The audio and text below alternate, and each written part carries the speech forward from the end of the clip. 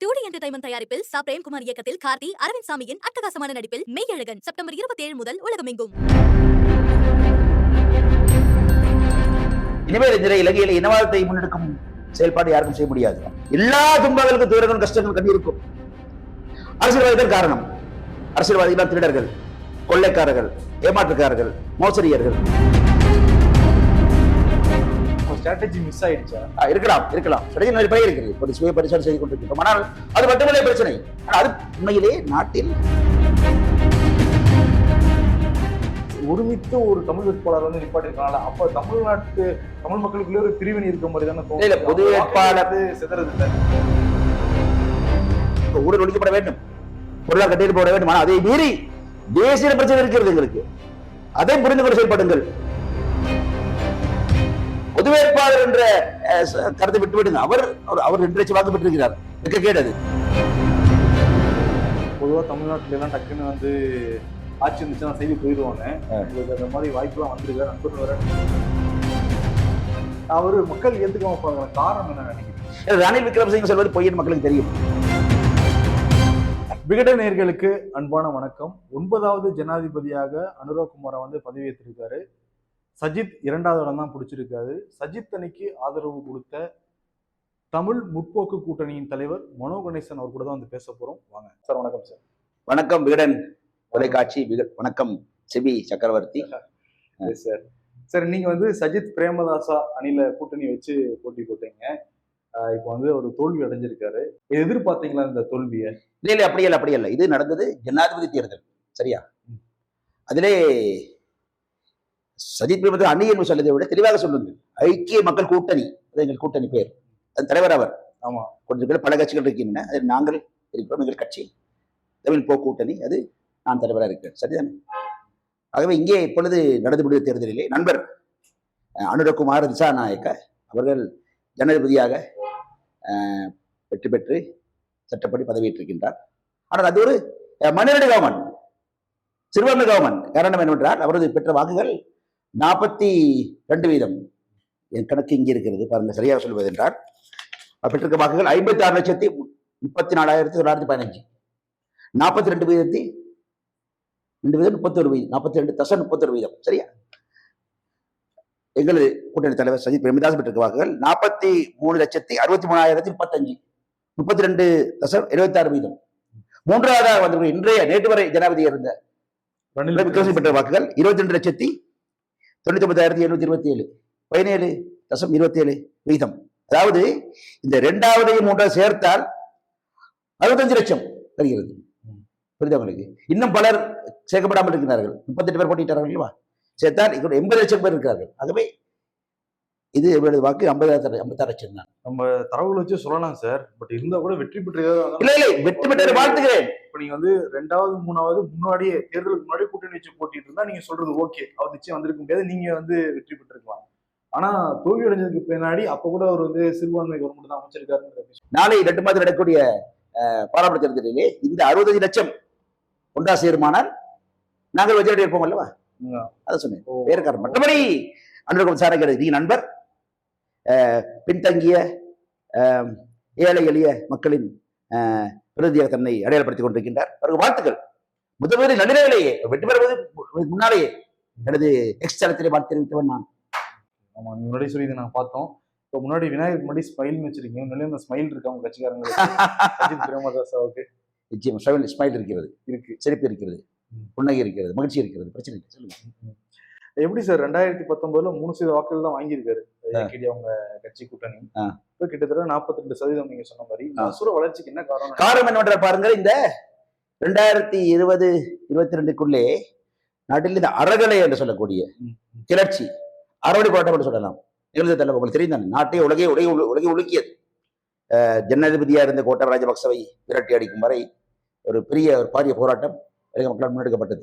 எல்லாருக்கும் தெரியும். அது இவருக்கு தேவை. அதிலே என்னவென்றால் அது மூலமாக ஒரு கருத்து நாடுகளுக்கு பரவியது. நாடு தழுவி கருத்தாக எல்லா துன்பங்களுக்கும் துயரங்களும் கஷ்டங்கள் கண்டு இருக்கும்.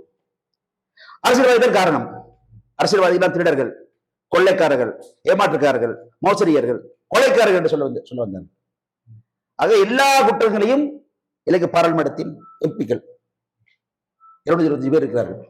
போட்டார்கள். அது 20 பேருக்குள்ளே தான் அனுரகுமாரும் ஒரு 2 சகாவும் இருந்தார்கள், 3 பேர் இருந்தார்கள்.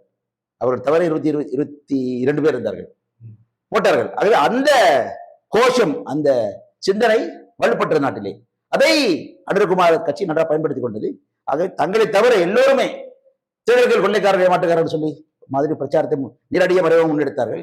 அது இப்பொழுது அவர்களுக்கு வாக்கை கொடுத்து விட்டது. நீங்க அந்த மாதிரி ஒரு பிரச்சாரத்தை முன்னெடுத்திருக்கீங்களா சஜித் பிரேமதாஸ்? இல்லை இல்லை, என்னோட நாங்களே பொறுத்தவரை பாருங்கள், உங்க ஸ்ட்ராட்டஜி மிஸ் ஆயிடுச்சா?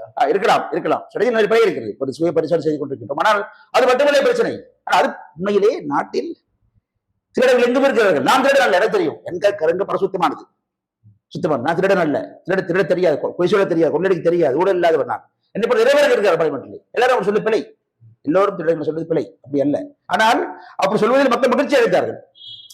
துன்பங்களுக்கு துயரங்கள் கஷ்டங்களுக்கு காரணங்கள் தான் என்று சொல்லி சுட்டிக்காட்ட ஒரு அடி இருந்ததே, அதை பயன்படுத்திக் கொண்டார்கள், அவ்வளவுதான். ஆனால் இந்த ஊழல் எதிர்ப்பு மட்டுமே பிரச்சனை அல்லவே, ஊழல் எதிர்ப்பு பிரச்சனை அல்ல, பொருளாதார கட்டியெழுப்பப்பட வேண்டும். அதை அடுத்து நான் பிரதிபடுத்தக்கூடிய இந்திய வம்சாவளி மலைய மக்கள், வடகிழக்கு தமிழ் மக்கள், முஸ்லிம் மக்கள், இவர்களெல்லாம் சிங்களபுரத்தில் அல்லாத மக்களுக்கு ஊழல் எதிர்ப்பு தவிர, பொருளாதார பிரச்சனை தவிர தேசிய இன பிரச்சனை இருக்கிறது.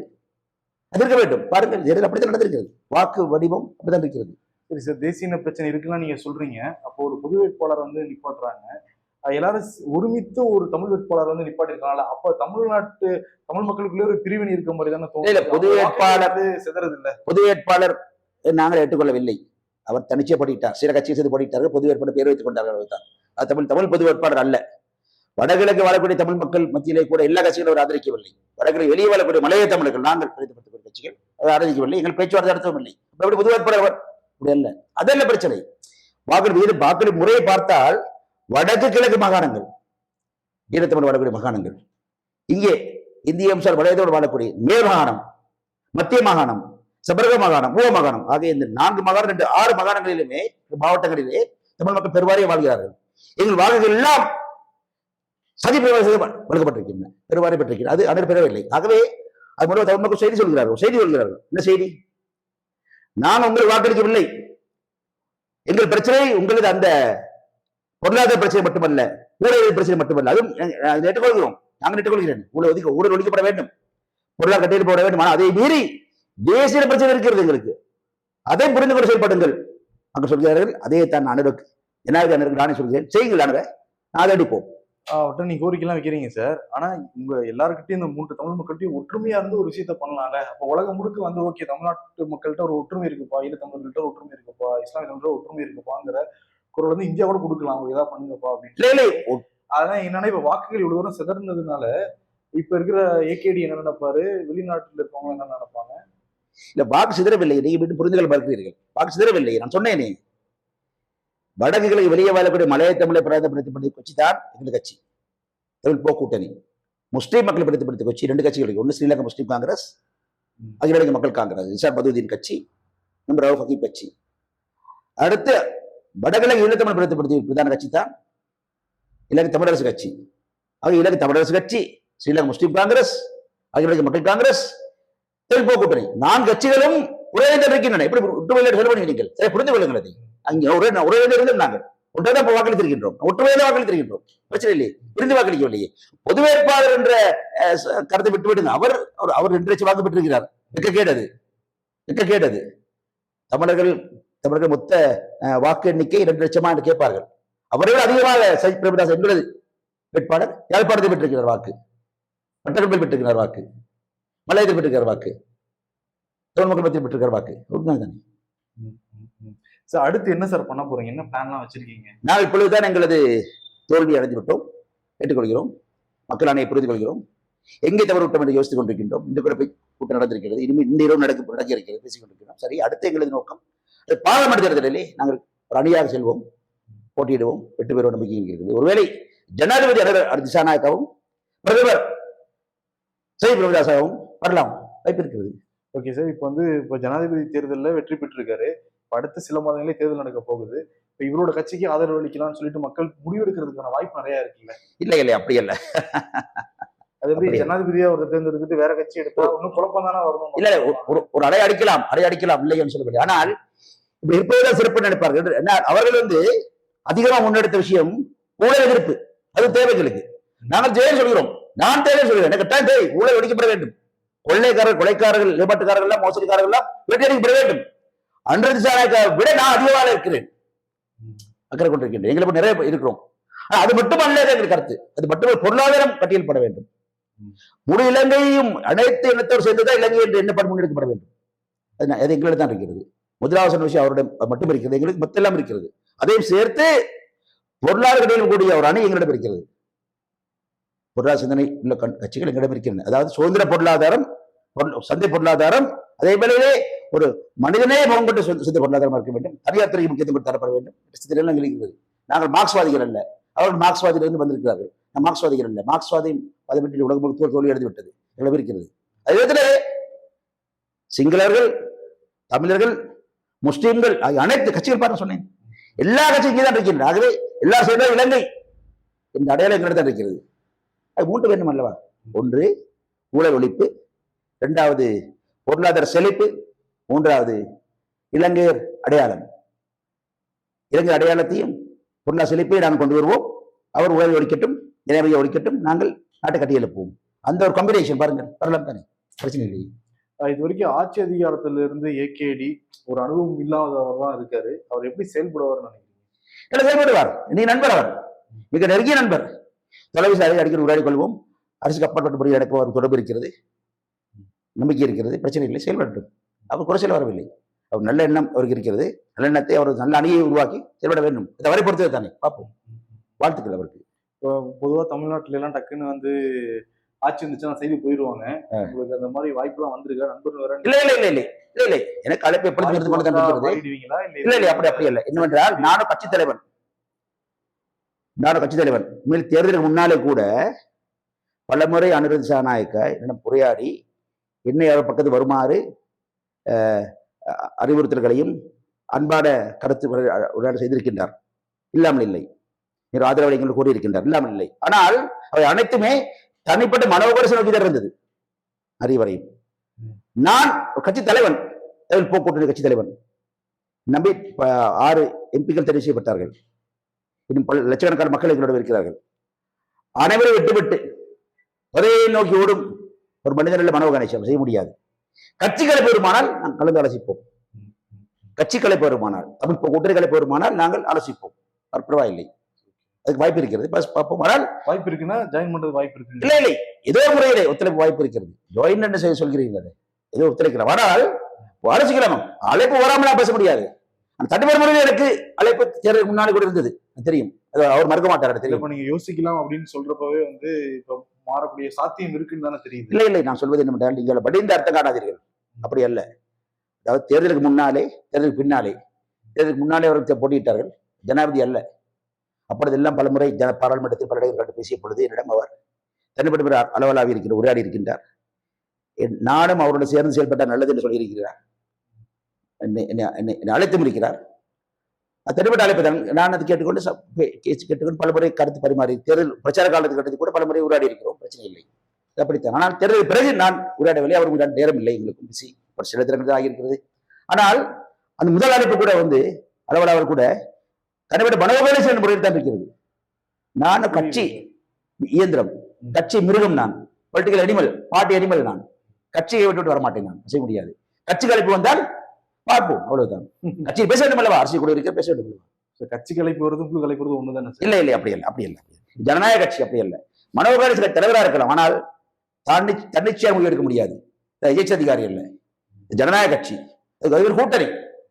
அதுல இன்னும் தம்பி திகாம்பரம் இருக்கிறார், அண்ணன் ராதாகிருஷ்ணன் இருக்கிறார், அவருக்கு கட்சி இருக்கிறது. ஆகவே அரசியல் குழுவிலே 19 உறுப்பினர்கள் இருக்கிறார்கள். பேசி முடிவு எடுக்க வேண்டும். ஆனால் அதுக்கான சாத்தியப்படுவதில்லை, அதுக்கான அழைப்பு வரவில்லை. அதை பிறகு பார்ப்போம். ஏன் அதை வழிந்து நாங்கள் அர்த்தம் காண வேண்டும்.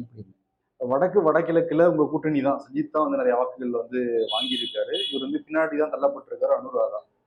இப்ப அது பழிவாங்க நடவடிக்கையில தான் ஈடுபடுவார்னு நினைக்கிறீங்களா? நாங்கள் வாக்கு கொடுக்கல, நீங்க கம்மியா வந்திருக்கீங்க தெரியல. அதோட கேட்க வேண்டிய நீங்கள் அதோட கேட்க வேண்டிய கேள்வி. நான் இருந்து அனுரப்ப செய்ய மாட்டார், அப்படி அல்ல. ஏனென்றால் அப்படி இனிமேல் இந்த இலங்கையில இனவாதத்தை முன்னெடுக்கும் செயல்பாடு யாருக்கும் செய்ய முடியாது, அப்படி அல்ல. ஏனென்றால் இனவாதம் தோல்வி விட்டது. கோட்டா ராஜபக்சவின் ஆட்சியோடு தோல்வி விட்டது. கோட்டா ராஜபக்ச முழுக்க இனவாதத்தை மாத்திரம் முன்னிலைப்படுத்தி, சிங்கள பேரினவாதத்தை முன்னிலைப்படுத்தி வந்தவர். அந்த மக்களால் விரட்டி அடிக்கப்பட்டார். இனவாதம் புரட்டி அடிக்கப்பட்டு விட்டது. இப்ப இனவாதம் பேச முடியாது. இந்த தேர்தல் பிரச்சாரத்தில் கூட ரெண்டு விஷயம் விலகியது. ஏறவே இனவாதம் பேசவில்லை. ஆங்காங்கே மஹிந்த ராஜபக்சவின் மைந்தன் மேடைகளில் ஆங்காங்கே சில சந்தர்ப்பங்களில் சாடமடியாக பேசப்பட்டதை தவிர பெருவாரே பேசப்படவில்லை. அவர் பழிவாங்கும் நடவடிக்கை ஈடுபட மாறாருங்கிறத உறுதியா நீங்க வந்து சொல்றீங்க. ஆமா. இப்ப ரணில் விக்ரமசிங்கே 3வது இடம் தான் தள்ளப்பட்டிருக்கு. இப்ப IMF இருந்து நிறைய கடன்லாம் வாங்கி நான் வந்து பொருளாதாரத்தை மேம்படுத்திட்டேன், இன்ஃபிளேஷன் ரேட்டை கம்மி பண்ணிட்டேன்லாம் வந்து சொல்லிக்கிட்டு இருக்காரு.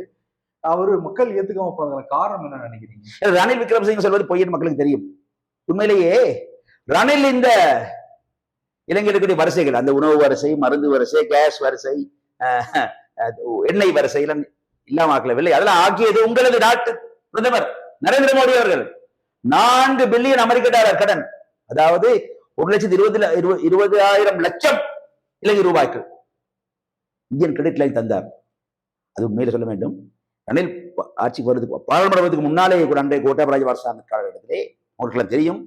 பெசில் ராஜபக்ச இன்னைக்கு நிதியமைச்சராக இருந்த கோட்டா ஜனாதிபதியாக இருந்த பொழுது டெல்லிக்கு போனார். போய் பேச்சுவார்த்தை நடத்தி அன்றைய இந்திய அரசாங்கம் 2021ஆம் வருஷம் டிசம்பர் மாதம் முடிவு எடுத்து விட்டது. கொள்கை முடிவு தெரியும். அந்த கொள்கை முடிவு எடுத்து ஒரு ஒப்பந்தம் கையெழுத்துப்பட்ட பொழுது பெசில் ராஜபக்ச நிதி அமைச்சர் இருக்கிறார். இந்த பக்கத்திலே ஜெய்சங்கர் உங்களது வெளிநாட்டு அமைச்சர் இருக்கிறார். இந்த பக்கத்திலே உங்களது நிதி அமைச்சர் நிர்மலா சீதாராமன் இருக்கிறார். இலங்கையின் இந்திய தூதுவர் இவர் முருகர் இருக்கிறார். இந்த பக்கம் அன்று இலங்கைக்கான இந்திய தூதுவர் கோபால் பாக்லே இருக்கிறார். எடுத்தார்கள். அது பிறகு இவர் வர பழம் பாலையில விழுந்த மாதிரி விழுந்து விட்டது. அதை எடுத்தா நிப்பாட்டினார். உர பிரச்சனை தெரியுமா? உர பிரச்சனை, அதாவது இந்த ரசாயன உரை உரத்தை நிறுத்திவிட்டு இயற்கை உரம் வேண்டும் என்ற ஒரு கொள்கையை கொண்டு வந்து விவசாயிகள் நடத்தி கொண்டு வந்து விட்டார். உரம் இல்லை இலங்கையிலே, உரமாக பணமும் இல்லை. இந்திய கிரெடிட் லைன் இந்தியாவில் உரம் இருக்கவில்லை. ஓமானில் மீது உரம் வாங்கினார்கள். ஓமான் வாங்குவதற்கு இந்திய கிரெடிட் லைன் ஓமானுக்கு பணத்தை டிரான்ஸ்ஃபர் செய்து பெறப்பட்டது. இந்தியாவில் காவல் வீடுகளை பேரை போட்டுக் கொண்டார். IMF என்பது அது அனைவரும் சொல்லலாம். அவர் மார்க்சிய கட்சி. நாங்கள் வந்து திறந்த பொருளாதார கொள்கை கொண்ட கட்சி தானே.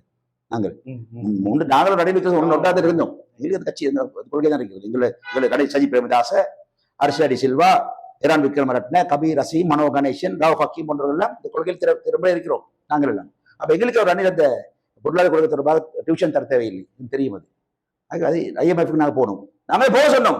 இவர் பாராளுமன்ற வர்றதுக்கு முன்னாலேயே நாங்கள் தான் கோட்டாபய அரசாங்கத்தை IMF நோக்கி போங்கப்பா, காசு கேளுங்கப்பா சொன்னோம். ரணில் வந்து நாங்க சொன்னார். அவரும் ரணில் வந்து பாராளுமன்றத்திலே 3 மாசம் கழிச்சு வந்தாரு. பக்கத்து ஆசனம் இலக்கம் 12 13 இங்க பக்கத்துல உட்கார்ந்தாரு. ஓகே. ஆகவே ரணில் விக்ரமசிங்கே நாட்டை காப்பாற்றவில்லை. நான் பொய்ன்னு சொன்னேன், மக்களுக்கு தெரிஞ்சு விட்டதுதான் வாக்களிக்கல. அவர் நேற்று அந்த நன்றி தெரிவிக்கிறதுல அறிக்கையில கூட இன்ஃபிளேஷன் ரேட் ஸ்ரீலங்கால 120% இருந்துச்சு, அதை நான் வந்து 0.5 கொண்டு வந்துட்டேன். அவர் கொண்டு வரவில்லை. இந்த பணம் வர வரிசைகள் ஒழிய உல்லாச பயணிகள் வர தொடங்கினார்கள். உல்லாச பயணிகள் வர தொடங்கினார்கள். அதுவும் இந்தியாவில் நிறைய வர்றாங்க. அப்புறம் வெளிநாட்டில இருந்து இலங்கை வெளிநாட்டு வேலை செய்யறாங்க மத்திய கிழக்குல. அவர்கள் எல்லோருமே சென்று பணம் அனுப்ப நிறுத்தி விட்டார்கள், அனுப்ப தொடங்கினார்கள். அப்ப இலங்கையின் அந்த திரைச்சேரி வெளிநாட்டு அந்நிய செலவான கையிருப்பு அதிகரித்தது. அது பொருளாதாரம் கையிருப்பு அதிகரிக்க, அந்நிய செலவு கையிருப்பு அதிகரிக்க பணம் போயும் அவ்வளவு நடந்தது. யாரோ செய்ய இவர் ஒரு manager, good manager, is good manager, is not good leader. அவ்வளவுதான்.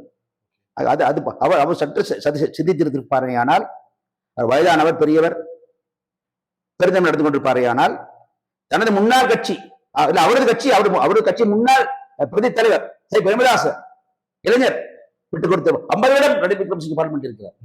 இவர் விட்டுக் கொடுத்திருப்பாரேயானால், கொஞ்சம் இறங்கி வந்திருப்பாரேயானால், சேர்ந்திருப்பாரேயானால் அந்த 42 லட்சமும் 22 லட்சம் சேர்ந்திருந்தால் நாங்கள் தான் ஜனாதிபதி. அது பிழை முழுக்க ரணில் சாரும். ரணில் தான் காரணம். அதுக்கு ரணில் கடைசி நிமிஷம் வரை பதவி வெளிப்படுத்தியிருக்கிறார், இன்னும் இருக்கிறார். அவ்வளவுதான். Okay sir. எதிர்காலத்துல இலங்கை எப்படி மாறும் நீங்க நம்புறீங்க? இலங்கை இன்னைக்கு இல்லை அனுரகுமார திசாநாயக்க மீது எனக்கு நம்பிக்கை இருக்கிறது. என்ன நம்பிக்கை என்றால், அவர் ஊழல் ஒழிப்பார்.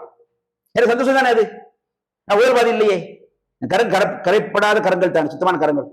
இதை விரும்புவேன். சரி, ஆனால் அது மட்டும் போதாது என்றுதான் அன்றைய ஜனாதிபதி பிரதமர் என்ற எதிர்காலத்தை நோக்கி நான் நகர விரும்புகிறேன். நகர்வோம் நம்பிக்கை இருக்குது. அவர் பதவி ஏத்துட்டாரு. அவர் பிரச்சாரங்கள் என்ன சொல்லியிருந்தாருன்னா, ஊழல் பண்ணவங்கன்னா நான் ஜெயிலுக்கு அனுப்புவேன், தண்டனை வாங்கி கொடுப்பேன் அப்படின்னாரு. இப்ப நீங்க எதிர்க்கட்சியை சேர்ந்தவங்க எப்படி சார் பழி வாங்கும் நடவடிக்கை? எங்க அணில் யாரும் இல்ல, நடுநிலையில இருக்கிறாங்க. எங்க அணில் யாரும் கிடையாது. அப்படி சஜித் அணியில யாரும் ஊழல் பண்ணல, யாரும் இல்லை. அப்படி யாராவது மீது குற்றச்சாட்டு இருக்கிறார்கள் தான், குற்றச்சாட்டு இருக்கிறது. இருந்தால் ஜெயில போட பிரச்சனை இல்ல. என்ன போட மாட்டேன் தெரியும். நான் ஊழல் பண்றது எனக்கு நண்பருங்கிற மடி இல்ல மடியில கணவர்கள் தான் பயப்படணும். இங்க பாருங்க, இந்த வீடு பாருங்க, இது சொந்த வீடு, எனக்கு சொந்த உழைத்து சம்பாதித்த வீடு. அமைச்சர் இருக்கும் பொழுது வந்தீங்க தெரியாது, இங்கே நான் வந்தேன் கேபினட் அமைச்சர் இருக்கும் பொழுது கூட எனக்கு ஒரு வீடு தருவாங்க, வாசஸ்தலம் அபிஷியல் கேபினட் அமைச்சருக்கு தருவாங்க. அங்க பிரபலமான கொழும்பு சென்டர்ல சிறுமன் கார்டன்ல பிரபலமான அரசாங்க வாசஸ்தலம் பங்களா தருவாங்க. அதுல இலவசமான தண்ணீர் மின்சாரம் எல்லாம் கிடைக்கும், வசதியா இருக்கும். நான் வேணாம்னு சொல்லிட்டேன், எனக்கு வேணாம் அதெல்லாம் வேணாம், அந்த வீட்டுல இருக்கேன், இங்கே எடுத்துட்டு போறேன்.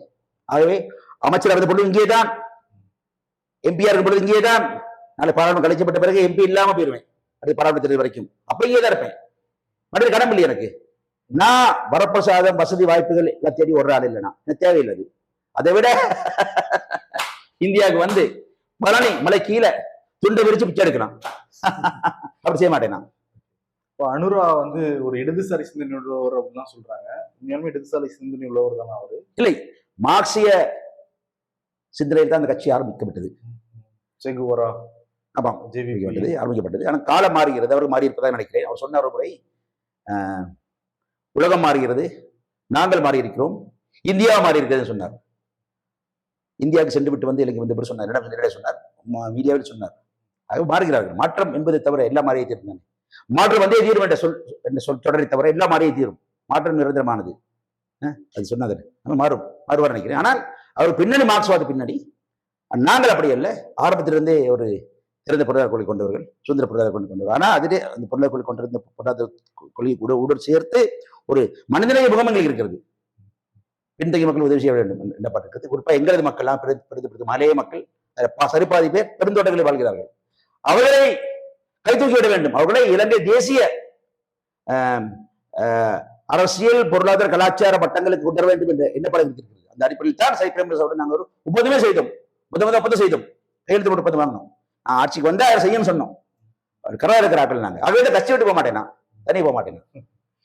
சிறப்புங்க சார். டீட்டெயிலாக இவ்வளவு தூரம் வீடு நேர்களுக்காக கருத்துல பகிர்ந்ததுக்கு ரொம்ப நன்றி சார். தேங்க்யூ. வணக்கம். 2D என்டர்டைன்மெண்ட் சூர்யா ஜோதிகா தயாரிப்பில் பிரேம்குமார் இயக்கத்தில் கார்த்தி மற்றும் அரவிந்த் சாமி நடிக்கும் மெய்யழகன் செப்டம்பர் 27 முதல் உங்கள் அபிமான திரையரங்குகளில்.